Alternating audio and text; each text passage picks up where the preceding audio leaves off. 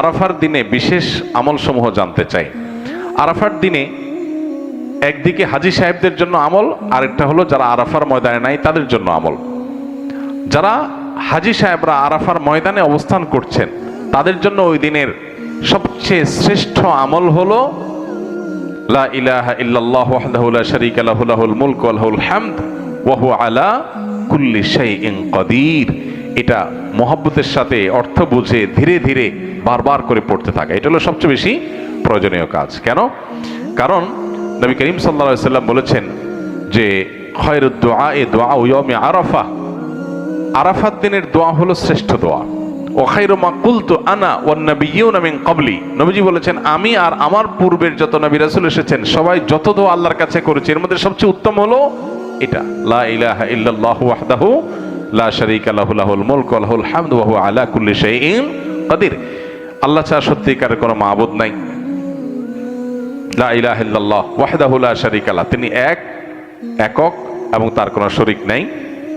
লাহুল মুলক ওয়া লাহুল হামদ, রাজত্ব এবং প্রশংসার অধিকারী একমাত্র তিনি। ওয়া হুয়া আলা কুল্লি শাইইন কাদির, তিনি সব কিছু করতে সক্ষম। বাহ্যিক দৃষ্টিকোণ থেকে এই বাক্যগুলোর মধ্যে কোনো প্রার্থনা নাই, তাহলে এগুলোকে দোয়া বলা হচ্ছে কেন?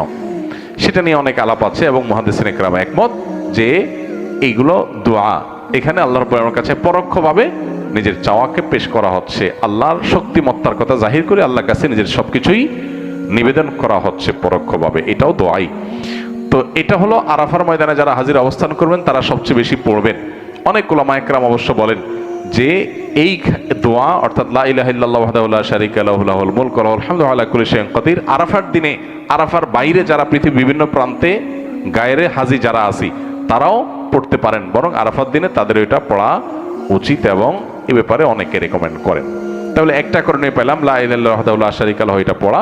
এবং আরাফাতের দোয়াকে সবচেয়ে শ্রেষ্ঠ দোয়া বলা হয়েছে, এই জন্য হাজী সাহেবরা বিশেষ করে যারা সেখানে অবস্থান করছেন ওই দিন একবারে সূর্য ডুবা পর্যন্ত, জোহর থেকে নিয়ে সূর্য ডুবা পর্যন্ত পুরো সময়টা দোয়ার ভিতরে ডুবে থাকা, এটা হলো সবচেয়ে বড় কাজ।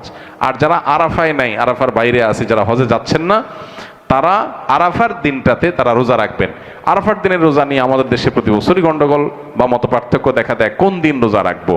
এটা কি হাজিরা অবস্থান করছে ওই দিন, নাকি আমি যে দেশে আছি সেই দেশে যখন জিলহজের 9 তারিখ হবে? তো এটা নিয়ে উভয় পক্ষেই দলিল আছে, যুক্তি আছে, দুই মতেরই সপক্ষে আলেমদের বক্তব্য আছে।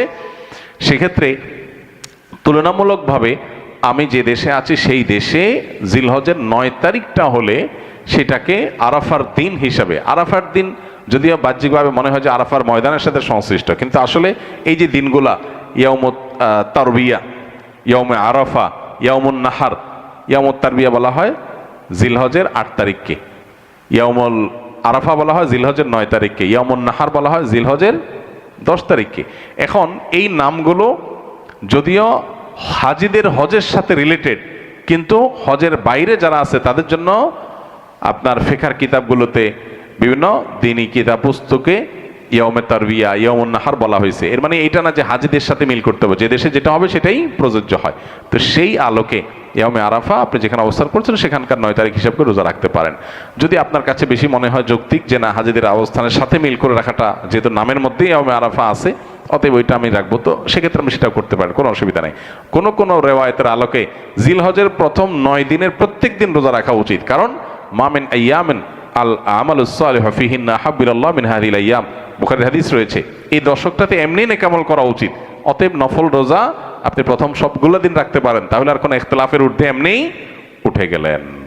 অতএব আরাফার দিনে আরাফাতের বাইরে যারা আছেন তারা রোজা রাখবেন, আর আরাফাতে যারা আছেন তারা কি করবেন? ওই যে লা ইলাহা ইল্লাল্লাহু ওয়াহদাহু লা শারীকা লাহু বেশি পড়বেন আর বেশি বেশি আল্লাহর কাছে দোয়া করবেন। দোয়াটা অবশ্য আমরা আরাফাতে যারা নাই তারাও করতে পারি।